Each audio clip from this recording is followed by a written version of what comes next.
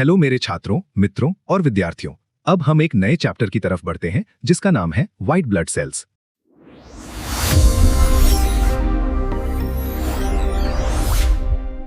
Introduction. White blood sales या WBCs blood के colourless और न्यूक्लिएटेड फॉर्म्ड एलिमेंट्स होते हैं। ल्यूको शब्द ग्रीक वर्ड ल्यूको से लिया गया है जिसका मतलब है व्हाइट। ल्यूकोसाइट्स की ऑल्टरनेट स्पेलिंग ल्यूकोसाइट्स है। RBCs के मुकाबले WBC साइज में बड़े होते हैं और संख्या यानी नंबर में कम होते हैं। फिर भी फंक्शनली ये सेल्स RBCs की तरह ही महत्वपूर्ण है क्योंकि ये शरीर के डिफेंस मैकेनिज्म में भूमिका निभाते हैं और सोल्जर्स की तरह काम करके शरीर को हमला करने वाले ऑर्गेनिजम्स यानी इन्वेडिंग ऑर्गेनिज्म से बचाते हैं। WBCs versus RBCs। WBCs कई पहलुओं में RBC से अलग होते हैं। WBCs और RBCs के बीच के अंतर टेबल 16.1 में दिए गए हैं। 1. साइज में बड़े होते हैं। 2. शेप में इर्रेगुलर होते हैं। 3. न्यूक्लिएटेड होते हैं यानी न्यूक्लियस होता है। 4. कई टाइप्स के होते हैं। 5. कुछ तरह के WBCs में ग्रैन्यूल्स मौजूद होते हैं। 6. लाइफ स्पैन छोटा होता है। क्लासिफिकेशन। कुछ WBCs के साइटोप्लाज्म में ग्रैन्यूल्स होते हैं। साइटोप्लाज्म में ग्रैन्यूल्स की मौजूदगी यानी प्रेजेंस या गैर मौजूदगी यानी एब्सेंस के आधार पर ल्यूकोसाइट्स को दो ग्रुप्स में क्लासिफाई किया गया है। 1. ग्रैन्युलोसाइट्स जिनमें ग्रैन्यूल्स होते हैं। 2. एग्रैन्युलोसाइट्स जिनमें ग्रैन्यूल्स नहीं होते हैं। 1. ग्रैन्युलोसाइट्स। ग्रैन्यूल्स की स्टेनिंग प्रॉपर्टी के आधार पर ग्रैन्युलोसाइट्स को 3 टाइप्स में क्लासिफाई किया गया है। 1. न्यूट्रोफिल्स जिनमें ग्रैन्यूल्स एसिडिक और बेसिक दोनों स्टेन्स लेते हैं। 2. इओसिनोफिल्स जिनके ग्रैन्यूल्स एसिडिक स्टेन लेते हैं। 3. बेसोफिल्स जिनके ग्रैन्यूल्स बेसिक स्टेन लेते हैं। 2. एग्रैन्युलोसाइट्स। एग्रैन्युलोसाइट्स का साइटोप्लाज्म प्लेन होता है बिना ग्रैन्यूल्स के। एग्रैन्युलोसाइट्स 2 टाइप्स के होते हैं। 1. Monocytes, 2. Lymphocytes. Morphology of white blood sales. Neutrophils. Neutrophils जिन्हें पॉलीमॉर्फ्स के रूप में भी जाना जाता है, उनके साइटोप्लाज्म में फाइन या छोटे ग्रैन्यूल्स होते हैं। ये ग्रैन्यूल्स एसिडिक और बेसिक दोनों स्टेन्स लेते हैं। जब इन्हें लीशमैन स्टेन जिसमें एसिडिक इओसिन और बेसिक मिथिलीन ब्लू होता है से स्टेन किया जाता है तो ग्रैन्यूल्स वायलेट रंग के दिखाई देते हैं। न्यूक्लियस मल्टीलोब्ड कई लोब्स वाला होता है। फिगर 16.1। न्यूक्लियस में लोब्स की संख्या सेल की उम्र पर निर्भर करती है। यंगर सेल्स में न्यूक्लियस लोब्ड नहीं होता और पुराने ओल्डर न्यूट्रोफिल्स में न्यूक्लियस में 2 से 5 लोब्स होते हैं। सेल का डायमीटर 10 से 12 माइक्रोमीटर होता है। टेबल 16.2। न्यूट्रोफिल्स नेचर में अमीबॉइड होते हैं। इओसिनोफिल्स। इओसिनोफिल्स के साइटोप्लाज्म में कोर्स ग्रैन्यूल्स होते हैं जो इओसिन के साथ पिंक या रेड स्टेन होते हैं। न्यूक्लियस बाइलोब्ड और स्पेक्टिकल शेप्ड चश्मे के आकार का होता है। सेल का डायमीटर 10 और 14 माइक्रोमीटर के बीच वैरी करता है। बेसोफिल्स। बेसोफिल्स के साइटोप्लाज्म में भी कोर्स ग्रैन्यूल्स होते हैं। ये ग्रैन्यूल्स मिथिलीन ब्लू के साथ पर्पल ब्लू स्टेन होते हैं। न्यूक्लियस बाइलोब्ड होता है। सेल का डायमीटर 8 से 10 माइक्रोमीटर होता है। मोनोसाइट्स। मोनोसाइट्स सबसे बड़े ल्यूकोसाइट्स होते हैं जिनका डायमीटर 14 से 18 माइक्रोमीटर होता है। इनका साइटोप्लाज्म बिना ग्रैन्यूल्स के क्लियर होता है। Nucleus round, Oval, horse shoe shaped, bean shaped या किडनी शेप्ड होता है। न्यूक्लियस या तो सेल के सेंटर में स्थित होता है या फिर एक तरफ धकेल दिया जाता है और साइटोप्लाज्म की बड़ी मात्रा दिखाई देती है। लिम्फोसाइट्स। मोनोसाइट्स की तरह लिम्फोसाइट्स के साइटोप्लाज्म में भी ग्रैन्यूल्स नहीं होते हैं। न्यूक्लियस ओवल, बीन शेप्ड या किडनी शेप्ड होता है। न्यूक्लियस लगभग पूरे साइटोप्लाज्म को घेर लेता है। साइटोप्लाज्म की एक रिम किनारा दिखाई दे भी सकती है और नहीं भी। Types of lymphocytes. साइज के आधार पर लिम्फोसाइट्स को 2 ग्रुप्स में बांटा गया है। 1. लार्ज लिम्फोसाइट्स, यंगर सेल्स जिनका डायमीटर 10 से 12 माइक्रोमीटर होता है। 2. स्मॉल लिम्फोसाइट्स, ओल्डर सेल्स जिनका डायमीटर 7 से 10 माइक्रोमीटर होता है। फंक्शन के आधार पर लिम्फोसाइट्स 2 टाइप्स के होते हैं। 1. टी लिम्फोसाइट्स, वो सेल्स जो सेलुलर इम्यूनिटी से संबंधित है। 2. बी लिम्फोसाइट्स, वो सेल्स जो ह्यूमरल इम्यूनिटी से संबंधित है। Normal white blood cell count. 1. Total WBC count TC 4000 से 11000 पर cubic millimetre of blood. 2. Differential WBC count DC table 16.3 में दिया गया है। Variations in white blood cell count. Leucocytosis. Leucocytosis का मतलब है टोटल WBC काउंट में बढ़ोतरी, इंक्रीज। ल्यूकोसाइटोसिस फिजियोलॉजिकल और पैथोलॉजिकल दोनों कंडीशंस में होता है। ल्यूकोपीनिया। ल्यूकोपीनिया का मतलब है टोटल WBC काउंट में कमी, डिक्रीज। ल्यूकोपीनिया टर्म का उपयोग आमतौर पर सिर्फ पैथोलॉजिकल कंडीशंस के लिए ही किया जाता है।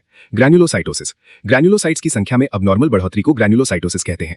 ग्रैन्युलोसाइटोपीनिया। ग्रैन्युलोसाइट्स की संख्या में अबनॉर्मल कमी, रिडक्शन को ग्रैन्युलोसाइटोपीनिया कहते हैं। अग्रैन्युलोसाइटोसिस। अग्रैन्युलोसाइटोसिस एक अक्यूट पैथोलॉजिकल कंडीशन है जिसकी विशेषता ग्रैन्युलोसाइट्स की बिल्कुल कमी, एब्सोल्यूट लैक होना है। Physiological variations. 1. एज। इन्फेंट्स में WBC काउंट लगभग 20,000 पर क्यूबिक मिलीमीटर होता है और बच्चों में लगभग 10,000 से 15,000 पर क्यूबिक मिलीमीटर ऑफ ब्लड होता है। एडल्ट्स में ये 4,000 से 11,000 पर क्यूबिक मिलीमीटर ऑफ ब्लड के बीच रहता है। 2. सेक्स। फीमेल्स के मुकाबले मेल्स में थोड़ा ज्यादा होता है। 3. डायूर्नल वेरिएशन। सुबह जल्दी, अर्ली मॉर्निंग सबसे कम और आफ्टरनून में सबसे ज्यादा होता है। 4. एक्सरसाइज, थोड़ा बढ़ जाता है। 5. स्लीप, घट जाता है। 6. इमोशनल कंडीशंस जैसे एंग्जाइटी बढ़ जाता है। 7. प्रेगनेंसी बढ़ जाता है। 8. मेंस्ट्रुएशन बढ़ जाता है। 9. पार्ट्यूरेशन, प्रसव बढ़ जाता है। Pathological variations. सभी तरह के ल्यूकोसाइट्स टोटल ल्यूकोसाइट काउंट के बढ़ने या घटने में बराबर का हिस्सा नहीं लेते। आमतौर पर न्यूट्रोफिल्स और लिम्फोसाइट्स ऑपोजिट डायरेक्शंस में वैरी करते हैं। Leucocytosis. Leucocytosis total leucocyte WBC count में बढ़ोतरी है। ये नीचे दी गई कंडीशंस में होता है। Infections, allergy, common cold, tuberculosis, glandular fever. इतनी हेरा फेरी रे। ल्यूकीमिया। ल्यूकीमिया वो कंडीशन है जिसकी विशेषता ल्यूकोसाइट काउंट में 1 लाख पर क्यूबिक मिलीमीटर से ज्यादा एबनॉर्मल और अनकंट्रोल्ड बढ़ोतरी होना है। इसे ब्लड कैंसर भी कहा जाता है। Leucopenia. Leucopenia total WBC count में कमी है। ये नीचे दी गई पैथोलॉजिकल कंडीशंस में होता है। Anaphylactic shock, cirrhosis of liver, disorders of spleen, pernicious anaemia, typhoid और paratyphoid, viral infections. Variation in differential leukocyte count. Specific diseases में डिफरेंशियल ल्यूकोसाइट काउंट वैरी करता है। इसका विवरण डिटेल्स टेबल 16.4 में दिया गया है। न्यूट्रोफिलिया। न्यूट्रोफिलिया या न्यूट्रोफिलिक ल्यूकोसाइटोसिस न्यूट्रोफिल काउंट में बढ़ोतरी है। ये नीचे दी गई कंडीशंस में होता है। Acute infections, metabolic disorders, foreign proteins का इंजेक्शन, वैक्सीन्स का injection, lead, mercury, camphor, benzene derivatives इत्यादि जैसे केमिकल्स और ड्रग से पॉइजनिंग। इंसेक्ट वेनम, कीड़े का जहर से पॉइजनिंग। अक्यूट हेमरेज के बाद इओसिनोफिलिया। इओसिनोफिलिया इओसिनोफिल काउंट में बढ़ोतरी है और ये नीचे दी गई कंडीशंस में होता है। एस्थमा और दूसरी allergic conditions, blood parasitism, malaria filariasis, intestinal parasitism, scarlet fever. Basophilia. Basophilia basophil count में बढ़ोतरी है और ये नीचे दी गई कंडीशंस में होता है। Small pox, chicken pox, polycythaemia vera. Monocytosis. Monocytosis monocyte count में बढ़ोतरी है और ये नीचे दी गई कंडीशंस में होता है।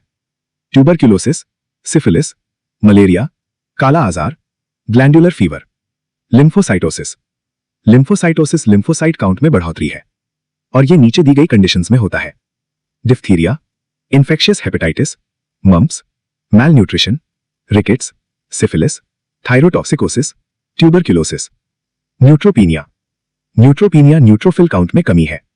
ये नीचे दी गई कंडीशंस में होता है। Bone marrow disorders, tuberculosis, typhoid, vitamin deficiencies, auto immune diseases. Eosinopenia. Eosinophil count में कमी को इओसिनोपीनिया कहा जाता है। ये नीचे दी गई कंडीशंस में होता है। Cushing syndrome, bacterial infections, stress, steroids, ACTH, epinephrine जैसे ड्रग्स का लंबे समय तक सेवन। बेसोपीनिया। बेसोपीनिया या बेसोफिलिक ल्यूकोपीनिया बेसोफिल काउंट में कमी है। ये नीचे दी गई कंडीशंस में होता है। उर्टिकेरिया, स्किन डिसऑर्डर, स्ट्रेस, कीमोथेरेपी या रेडिएशन थेरेपी का लंबे समय तक एक्सपोजर। मोनोसाइटोपीनिया। मोनोसाइटोपीनिया मोनोसाइट काउंट में कमी है। ये नीचे दी गई कंडीशंस में होता है। प्रेडनिसोन, इम्यूनोसप्रेसेंट स्टेरॉइड का लंबे समय तक उपयोग। AIDS, chronic lymphoid leukaemia. Lymphocytopenia. Lymphocytopenia lymphocytes में कमी है। ये नीचे दी गई कंडीशंस में होता है। AIDS, Hodgkin's disease, lymphatic system का cancer, malnutrition, radiation therapy, steroid administration.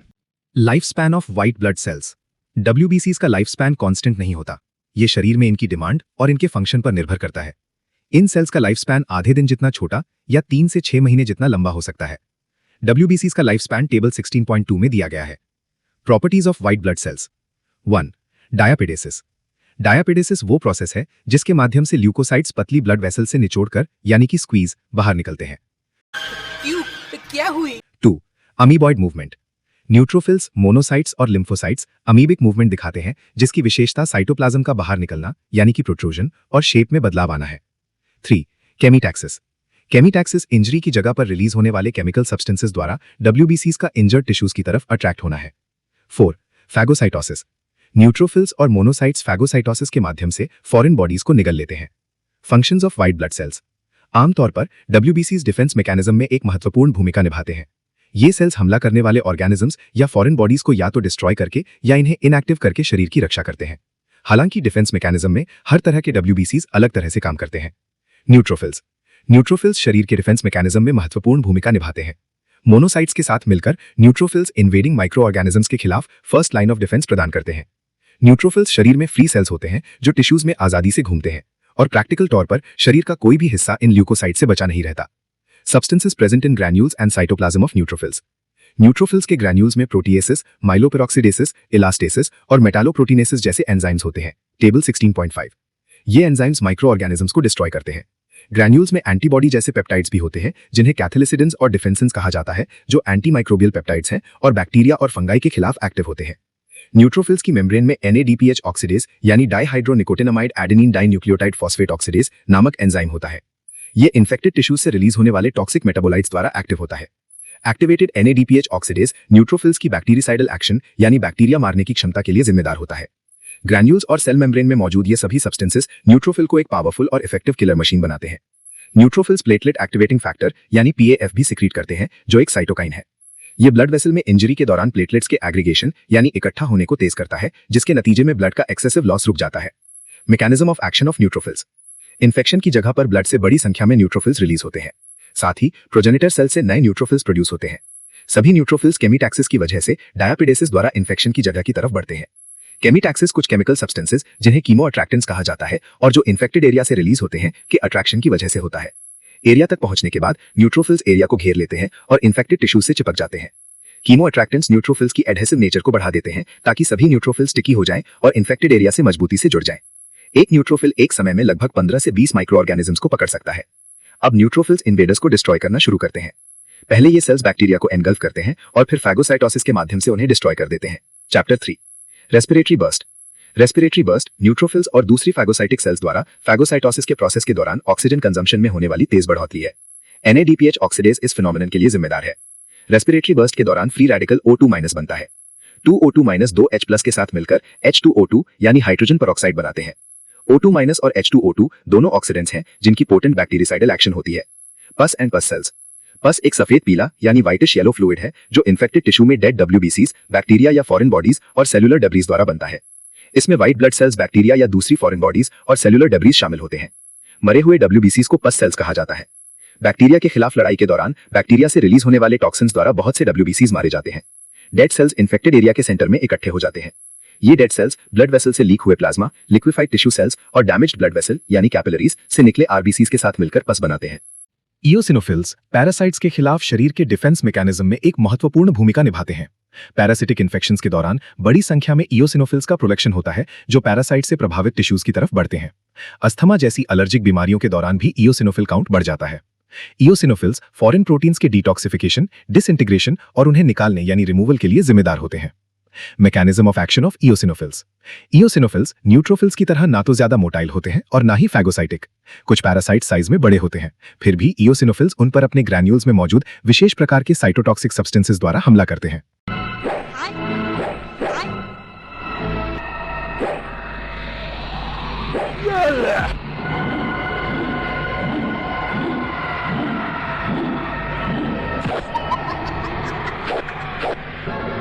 जब ग्रैन्यूल से ये सब्सटेंसेस इन्वेडिंग पैरासाइट्स पर रिलीज किए जाते हैं तो ये लीथल यानी घातक हो जाते हैं और पैरासाइट्स को डिस्ट्रॉय कर देते हैं।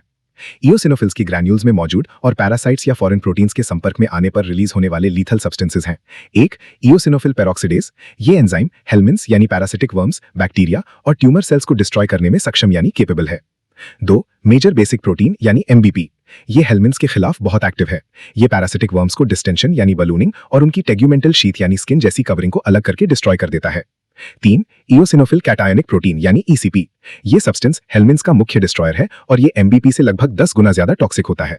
ये पैरासाइट्स को पूरी तरह से डिसइंटीग्रेशन के माध्यम से डिस्ट्रॉय कर देता है। ये एक न्यूरोटॉक्सिन भी है। 4, इयोसिनोफिल डिराइव्ड न्यूरोटॉक्सिन। ये नर्व फाइबर्स, खासकर माइलिनेटेड नर्व फाइबर्स को डिस्ट्रॉय करता है। 5, साइटोकाइंस। इंटरल्यूकिन 4 और इंटरल्यूकिन 5 जैसे साइटोकाइंस इयोसिनोफिल्स को एक्टिवेट करके इन्फ्लेमेटरी रिस्पॉन्सेस को तेज करते हैं। ये साइटोकाइंस इन्वेडिंग ऑर्गेनिजम्स को भी मारते हैं।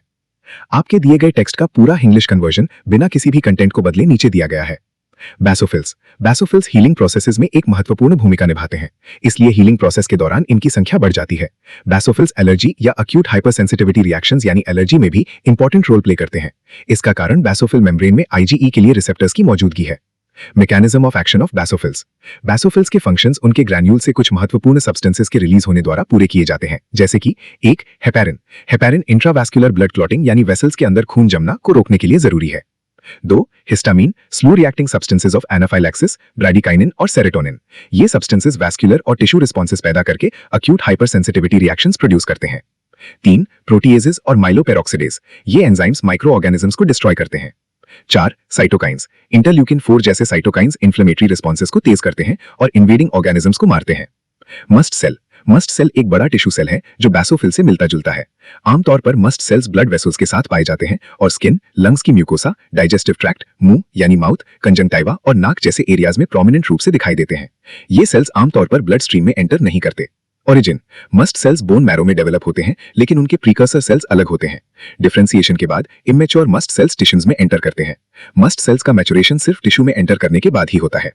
Functions: mast cell hypersensitivity reactions जैसे कि एलर्जी और एनाफाइलैक्सिस यानी चैप्टर 17 पैदा करने में महत्वपूर्ण रोल निभाते हैं। जब एक्टिवेट होते हैं तो मस्ट सेल तुरंत अपने ग्रैन्यूल से विभिन्न यानी वेरियस केमिकल मीडिएटर्स इंटरस्टिशियम में रिलीज कर देते हैं। मस्ट सेल द्वारा दो तरह के सब्सटेंसेस सिक्रीट किए जाते हैं। एक, प्री फॉर्म्ड मीडिएटर्स। ये सब्सटेंसेस पहले से ही बने होते हैं और सेक्रेटरी ग्रैन्यूल्स में स्टोर होते हैं। ये substances histamine, heparin, serotonin, hydrolytic enzymes, proteoglycans और कॉन्ड्राइटिन सल्फेट्स हैं। 2, न्यूली जनरेटेड मीडिएटर्स। ये सब्सटेंसेस रेस्टिंग कंडीशंस के दौरान मस्ट सेल में एब्सेंट होते हैं और सिर्फ एक्टिवेशन के दौरान ही प्रोड्यूस होते हैं। ये सब्सटेंसेस अराकिडोनिक एसिड डेरिवेटिव्स हैं जैसे कि ल्यूकोट्राइन सी यानी एलटीसी, प्रोस्टाग्लैंडिन और साइटोकाइंस। मोनोसाइट्स ल्यूकोसाइट्स में सबसे बड़े सेल्स होते हैं। न्यूट्रोफिल्स की तरह मोनोसाइट्स भी नेचर में मोटाइल और फैगोसाइटिक होते हैं। ये सेल्स शरीर के सभी टिश्यूज में आजादी से घूमते हैं। मोनोसाइट्स शरीर की रक्षा, डिफेंस में एक महत्वपूर्ण भूमिका निभाते हैं। न्यूट्रोफिल्स के साथ मिलकर ये leukocytes first line of defence प्रदान करते हैं। मोनोसाइट्स सिक्रीट करते हैं interleukin 1, IL-1, colony stimulating factor MCSF, platelet activating factor PAF। Monocytes tissue macrophages के प्रीकर्सर्स होते हैं। मैच्योर मोनोसाइट्स ब्लड में सिर्फ कुछ घंटों के लिए रहते हैं। उसके बाद ये सेल्स ब्लड से टिश्यूज में एंटर कर जाते हैं और टिश्यू मैक्रोफेजेस बन जाते हैं। टिश्यू मैक्रोफेजेस के एग्जांपल्स हैं लिवर में कूपर सेल्स, लंग्स में एल्वियोलर मैक्रोफेजेस और स्प्लीन में मैक्रोफेजेस। मैक्रोफेजेस के फंक्शंस चैप्टर 24 में डिस्कस किए गए हैं। लिम्फोसाइट्स इम्यूनिटी में एक महत्वपूर्ण भूमिका निभाते हैं। फंक्शनली लिम्फोसाइट्स को दो कैटेगरीज में क्लासिफाई किया गया है, जो है टी लिम्फोसाइट्स और B lymphocytes. T lymphocytes cellular immunity के डेवलपमेंट के लिए जिम्मेदार होते हैं और बी लिम्फोसाइट्स ह्यूमरल इम्यूनिटी के डेवलपमेंट के लिए जिम्मेदार होते हैं। इन दोनों तरह के लिम्फोसाइट्स के फंक्शंस चैप्टर 17 में विस्तार डिटेल से समझाए गए हैं। ल्यूकोपोइसिस ल्यूकोसाइट्स का डेवलपमेंट और मैचुरेशन है। Figure 16.2। Stem cells committed pluripotent stem cell विभिन्न स्टेजेस के माध्यम से ल्यूकोसाइट्स को जन्म देती है। डिटेल्स चैप्टर 10 में दी गई हैं। Factors necessary for leukopoiesis haemopoietic growth factors और कॉलोनी स्टिमुलेटिंग फैक्टर्स द्वारा प्रभावित होता है। हीमोपोएटिक ग्रोथ फैक्टर्स चैप्टर 10 में डिस्कस किए गए हैं। कॉलोनी स्टिमुलेटिंग फैक्टर्स CSF वो प्रोटीन्स हैं जो कॉलोनी फॉर्मिंग ब्लास्टोसाइट्स के फॉर्मेशन का कारण बनते हैं। कॉलोनी स्टिमुलेटिंग फैक्टर्स 3 टाइप्स के होते हैं। ग्रैन्युलोसाइट CSF GCSF जो मोनोसाइट्स और एंडोथेलियल सेल्स द्वारा सिक्रीट किया जाता है। ग्रैन्युलोसाइट मोनोसाइट CSF GMCSF जो मोनोसाइट्स एंडोथेलियल सेल्स और टी लिम्फोसाइट्स द्वारा सिक्रीट किया जाता है। मोनोसाइट CSF MCSF जो मोनोसाइट्स और एंडोथेलियल सेल्स द्वारा सिक्रीट किया जाता है। Buy myself another bottle, I don't even check the price. Black jacket on me, looking cute, make sure she looking twice. I don't even wanna go out. It's still cold even when I'm out the house. She wanna play house, what you talking about? I wanna stay out, and I'm just talking out loud. Cigarette the wrong way round. Wake up and I'm upside down.